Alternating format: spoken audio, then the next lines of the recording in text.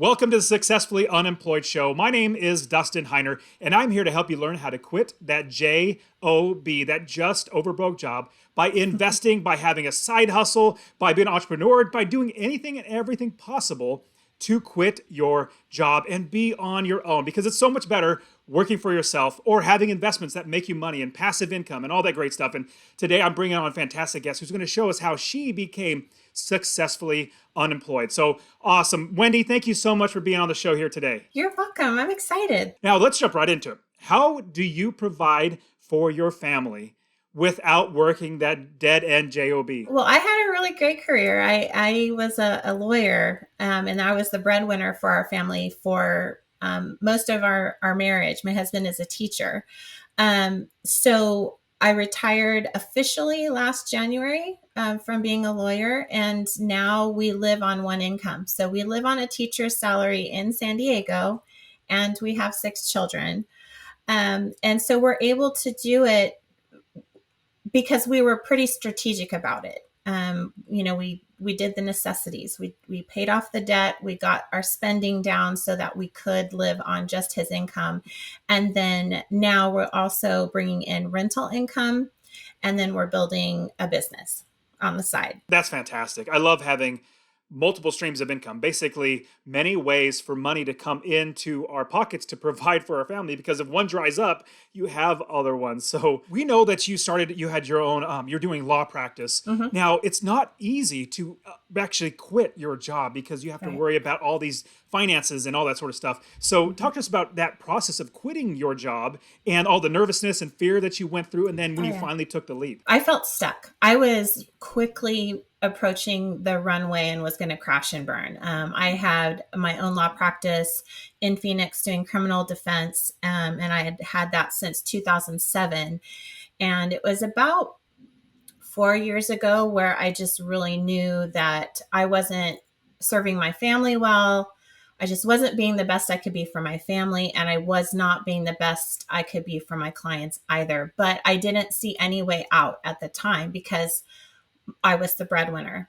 And so there was just a lot of hopelessness around that time. We were in $1 million worth of debt, and we felt like we were going to be working forever, that we were going to be working to our graves, and that our debt was going to carry us to our graves. So we found the financial independence community, and just hearing about people who were saving half of their incomes, that they were retiring at, in their 30s and 40s and 50s. And it just was a light bulb moment for me, because I felt like if I was making this really great income, essentially living the American dream, but we're completely broke, if those people were doing that, working normal jobs, like, there was something that I was doing wrong. So we had to completely change our behaviors around money in every single area. And we just came up with a plan. We knew what we wanted. We knew we had in mind that we wanted to, at least me, retire before, as soon as I could, but we needed to be able to afford it. So we created a plan, and we just started executing the plan. That's terrific. Now, you said you had $1 million in debt. How in the world do you pay off $1 million in debt? Right. So we live in San Diego, California. So half of that, a little over half of that, was our mortgage for our home. Nothing fancy, 2-story, 5-bedroom, 3-bath house in suburbia. It wasn't anything extraordinary. So we had the mortgage, right? we had the mortgage. We had cars financed. We had credit card debt, and then our other big debt was our student loans. My student loans from law school are $250,000, and then my husband's were, for his master's program, was $100,000. So all of that together put us over $1 million. We're not debt free currently, but we are mortgage free. We chose to sell our house, and I can talk about that and how that was part of our plan in a minute. We got rid of all of the consumer debt, and we drastically cut our spending. But so that's how we got into $1 million. We're living the American dream on credit, like not unlike a lot of people, I'm sure. Absolutely. And that debt literally feels like it's crushing you. I mean, it's such a heavy, heavy weight. And then once you start getting out of that, it feels like that burden, that weight just gets lighter and lighter. But as I think about debt, I mean, it just feels like you just keep digging a hole. You're trying to get out of the hole, but with the debt, you just keep digging it deeper and deeper. Okay, so now you have the ability to you sold your house, you got rid of the debt, you actually quit your job, and now you've been successful and employed. And what is the first thing that you would suggest that if we were going to take your path? Obviously, we got to get out of debt. Obviously, we want to start saving money. We want to do things financially right. Is there anything that we should do outside of those things that to get started down the path of becoming successfully unemployed like you are? You really need to have a roadmap, knowing where you want to be. What is the end result? So right now we live on one income, but we want to have a certain amount of passive income and business income coming in by the time my husband turns 55. When he turns 55, he can retire if he chooses to, which he probably won't, but he can start drawing his retirement. And so that was our goal, was to look at, okay, when we want to retire, this is how much we're going to need to cover all of our expenses. And so then we had to decide, where's that money going to come from? So I think we're at about 5 streams of income that we're going to have. Some of that is retirement income, a pension. But the bigger bulk of that is going to be our rental properties and our business income. So having that roadmap and knowing what we needed helped us to decide, well, how are we going to get there? How are we going to achieve that goal? And you know what the end goal or end result is, the Yeah. end goal where you want to get to, and then Right. mapping all of that out and creating like, okay, we can probably get this stream of income. We can get this Right. stream of income. I think Reverse that's a engineering. brilliant We idea. we know, okay, I'm just going to throw a figure out. We know that we could live on $7,000 a month. Where's that $7,000 come from? And then as we achieve that, I start deducting, okay, well, we've got $1,300 coming from this. We've got $2,000 a month coming from this. We're going to have $1,000. So I know where the gap is that I need to fill, and then figuring out how are we going to fill that gap. And then once we've achieved that $7,000, we are financially independent. And kind of the other side of that is, if we create these multiple streams of income, we won't ever have to touch our investments. And then those can be a legacy for our children. I love that idea, and that's something that I love with all my rental properties. It's literally generational wealth that I can give and pass down to my kids. Not to mention all the knowledge and education that I can show them and teach them. I know personally that I can teach my kids how to make money better than just about every single person, especially in college. Like, they don't teach you how to make money. I know for a fact that I can teach my kids better than that. And on top of that, giving them a leg up. Like, instead of my kids going to college, I'm like, why don't we just take that money and buy a house and turn that into rental property, and then turn that property into another property? We could do that. So I love the idea that you did. Now, I definitely want to ask, you sold your house and you lived in San Diego, but you sold your house. Where are you living now? And then transitioning into buying other rental properties. Like, how did that work out? It was all kind of part of our plan to purchase rental properties. When we started paying off our debt, we had zero savings. We were in that $1 million of debt, but we also had no savings. We had no cash. We had nothing. So, we took the steps to start paying down the debt. We were debt snowballing. We were avalanching. We were saving as much money as we could. We were upping Kurt's retirement, but we still didn't have like a slush fund to start investing. So we just started doing our research and getting involved with other investors. We really thought that real estate was going to be the way to go for us.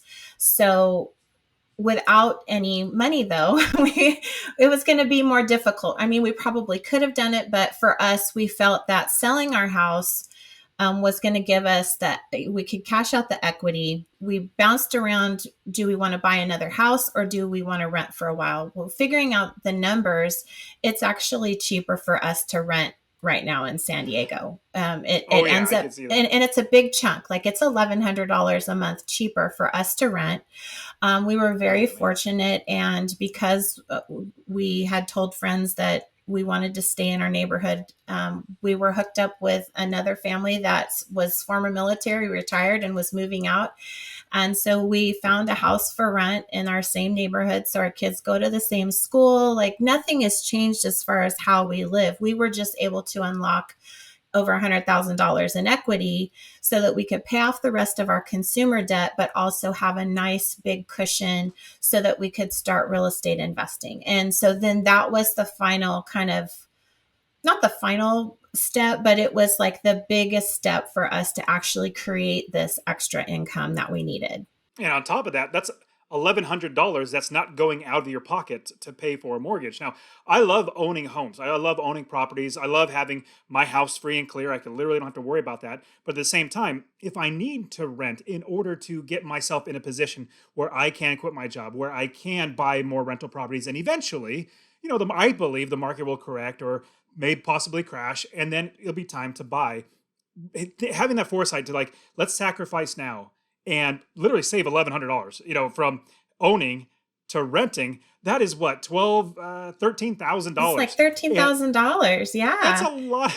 That's a It's a lot of lot of money. money. That's a down payment on a house. That's money to, fix up a house that you've purchased so that you can, refinance it and maybe cash some equity out. There it just having that was really kind of like the kickstart that we needed to really just start executing this plan. You also had a lot of creative ways to actually utilize the money. Obviously, paying off your debt, which is fantastic, utilizing it to buy more rental properties, which bring more income into your pocket. But then you were also blessed to be able to find a house inside the area that you're actually in. And I think it was because you were proactive in it, because you were talking to people, because you were networking, and you really said, we're going to do this. Because I believe, if you're just walking down the street and you're expecting something to happen, it's probably not going to happen. You need to actually do things like let people know that you're in the market to rent, or let people know that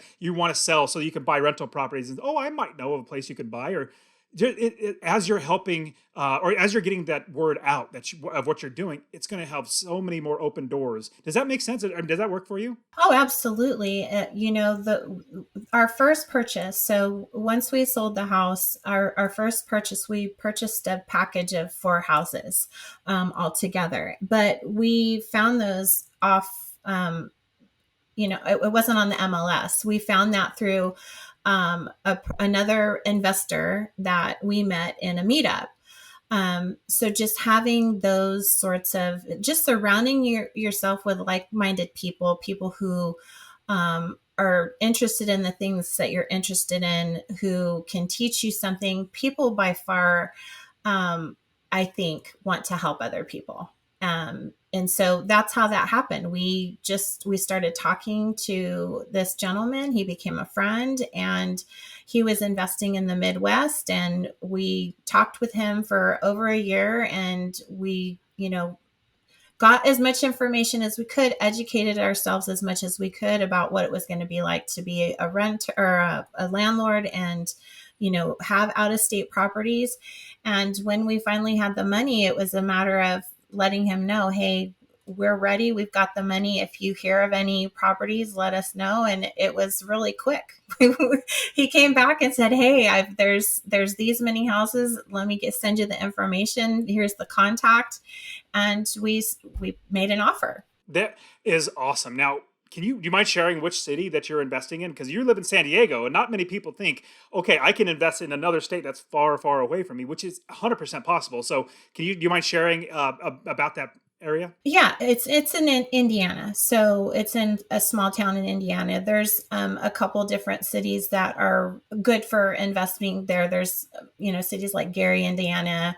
Our homes are in Muncie, but there's little surrounding towns about an hour away. Muncie's about an hour away from Indianapolis. So there's all these other little cities that are kind of clustered together where you can find these homes for unbelievable prices. And when we purchased our Compared to San homes, Diego, that's for sure. compared to anywhere, I think our homes, the average price on each of our properties, we have five now, was $25,000, and they're Whoa. renting for $550. So they're at 2%.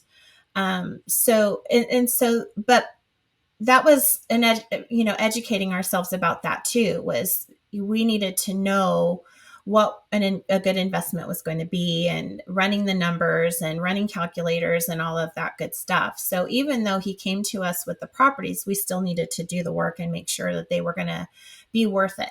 100%. Yeah. I know that in my business, and as I teach everybody else how to invest, I love to know what I'm getting into way before, like all the expenses, what type of income I'm going to make, especially how much profit I'm going to make from every single property. Okay. So I want to jump to the other streams of income. So you have five streams of income now. Talk to us about the other ones. And is that something that we can do to get other streams of income like you do? The other couple we're working on. Some of them aren't bringing in very much money yet, but they're growing. So our plan is to create dividend income. So we invest in some dividend funds, and we're just putting money into there, monthly. Um, but we're also building our business, and my business is House of Fi. So we had a podcast for a little over a year, and now we're primarily on YouTube. And what's great about YouTube is that you can create income with that. Once you get to a point where you have a number of subscribers and watch hours, you can monetize your channel.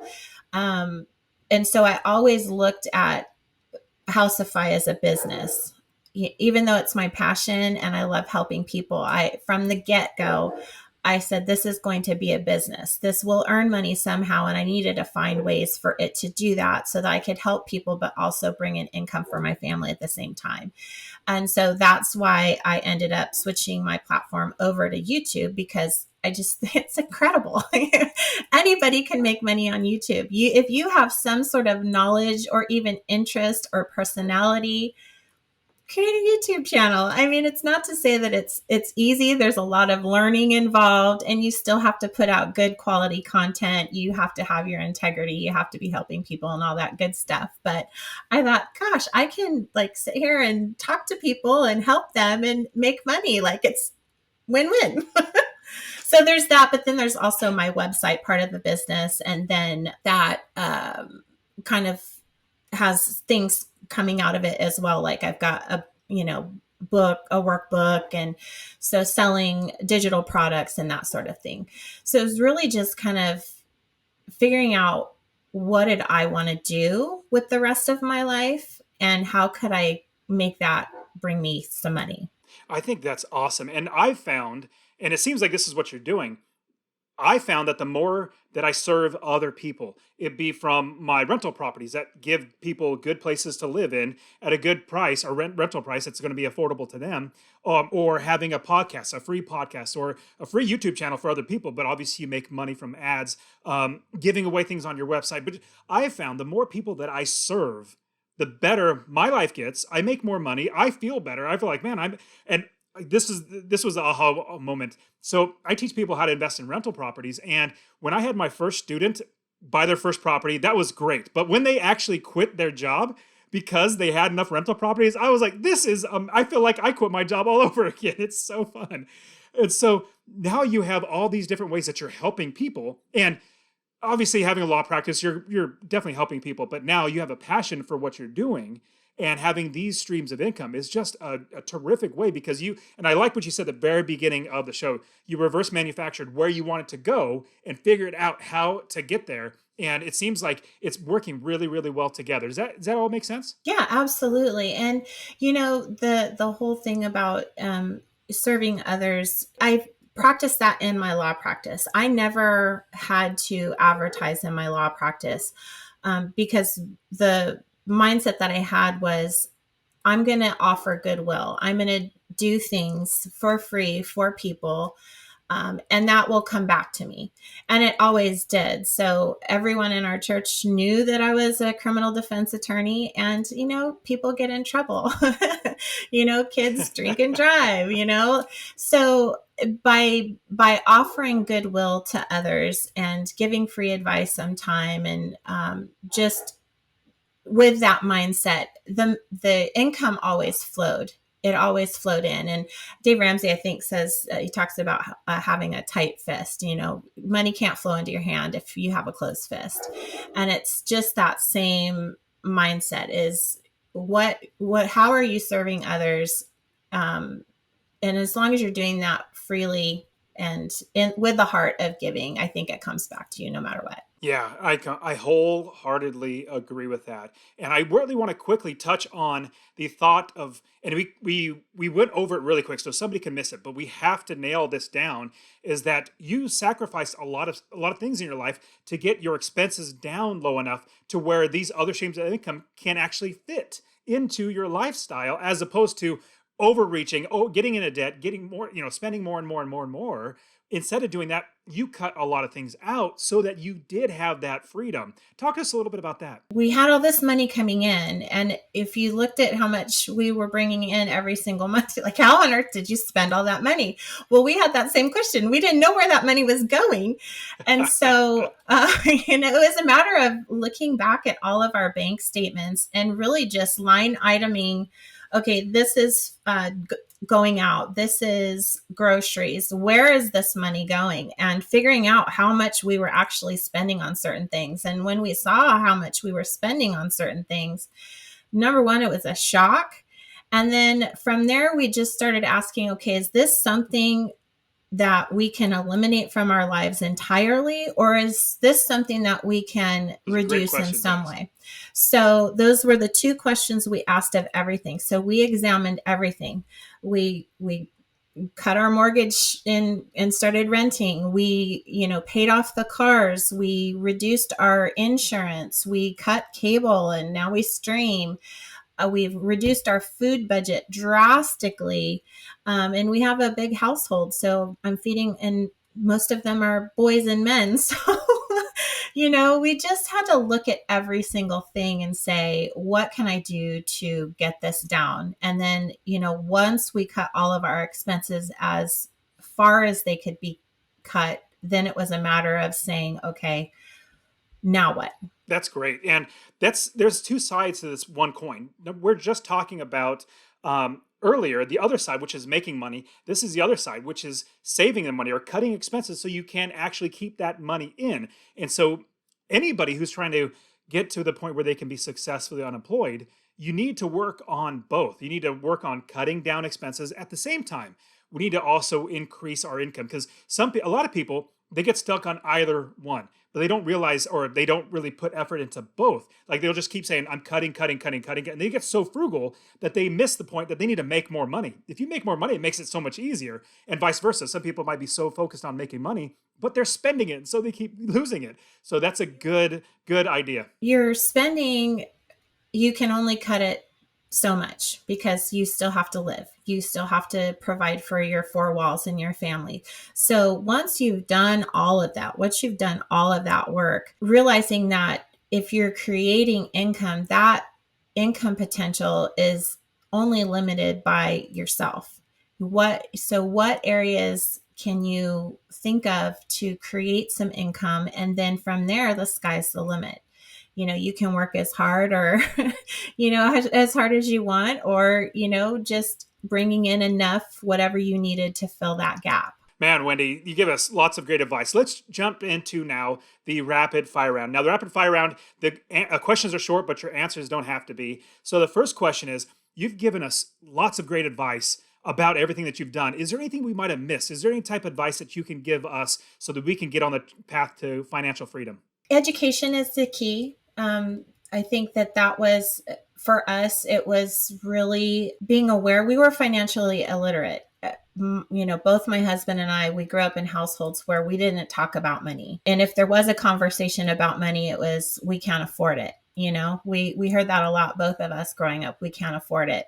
I knew that my parents lived paycheck to paycheck. My husband was raised by a single mom, and she was working herself to death to, provide for her family. So we didn't have that base of knowledge. And in this day and age, there's really no excuse. We are so fortunate to live in a time where, knowledge is at your fingertips, literally, And so we really just took Literally. advantage of Facebook groups. We met a lot of people on Facebook groups, listening to podcasts, reading books, asking for good books for beginning investors. I'm in a women's financial independence group, and there's people in there all the time asking very basic questions, but if you don't know, you don't know. And it's really up to you to make that decision that you're going to empower yourself with knowledge. That's great. I love that. And I completely agree. It wasn't until I read the book Rich Dad Poor Dad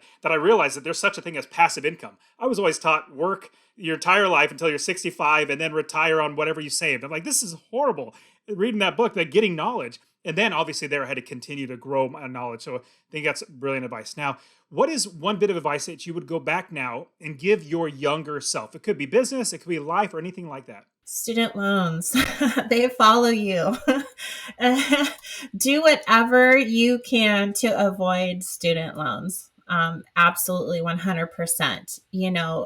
On one side of the coin, I think they're a good tool for people who maybe would not be able to attend college otherwise. And if they need that college education to enter their field that they want to have as a career, that's great. But I think you need to be very knowledgeable about student loans. And a 19-year-old, I can tell you my 19-year-old, he doesn't get it. And so just be really, really careful with student loans. Don't take out more than you need. Make sure that you're going into a career that is going to pay for those student loans. So don't go to a $100,000 private university if you're going to be a Oh, teacher and man. only make $35,000 a year. That's not going to work. Or don't have $250,000 if you're going to stay at the public defender's office only making, $60,000. So the student loans, I think, was one of the biggest hurdles for us because we just had so much that there were points in our lives where we said, like, we're never going to get rid of the student loans. So, screw it. We're always going to be in debt. So who cares if we have more, So yeah. Yeah, I'm going to do a little bit more for my kids where I'm going to even tell them don't go to college. Like literally don't go to college because you could learn so much even just at night school if you really want to do that. And there's so many other ways to make money. That's why I started Successfully Unemployed, is because most people think they're okay, my parents did this and I know of people that did this and that's about all the options out there. No, there's so many No, options. there's And so in many fact, my show options. is yeah, Yeah. We've encouraged our kids with the same thing, is that, college is just one route. There are so many other routes 100% to agree. creating income for yourself that you will provide for your family, that you'll love, and, is respectable. Yeah, absolutely. I completely agree. Okay, next question is what is one nonfiction book? It could be business or life that you would suggest that we should read? My favorite one that I always recommend is The Simple Path to Wealth by J.L. Collins.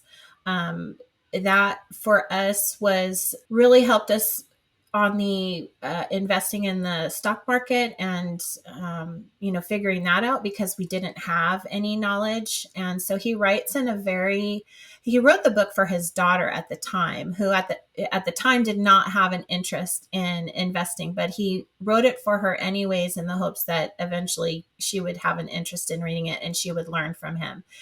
So it's written in a very conversational way and a simple way to understand, why index fund investing is the way to go as far as if you're going to invest in the stock market. That was the book that opened my eyes, and then later my husband read it about 2 years after that, and it changed everything for us. Okay, so what is one tool that you use on a day-to-day? It could be an app, it could be a piece of paper and a pencil, but what is one thing you should use on a day-to-day basis that we should look into using? I don't know. I'm always on my banking apps. those are fine because you're in touch with your finances. You know what's going on in Yeah, your finances. I'm always on my banking apps making, and I'm always on my like my Robinhood app and a couple other investing apps just to see where we are, and if now is a good time to put more money in. And I know Dave Ramsey says something like this, like you need to, or with budgeting in general, like you need to plan where your money goes as opposed to wondering where it went. Like, oh my goodness, the month's over. Where did all my money go? So you don't want to do that. All right, Wendy, thank you so much for being on the show. You gave us so much great advice. I know some people are going to want to reach out to you, check out your YouTube channel, and really see what you're doing. How can they find you? Well, our website is House of Fi, so houseoffi.com. And there's links to all of our social media and our YouTube. If you want to just go right on over to YouTube, it's House of Fi on there as well. Wendy, thank you so much for your time. You give us great insights. I really appreciate it. Thanks, Dustin. Thanks for having me.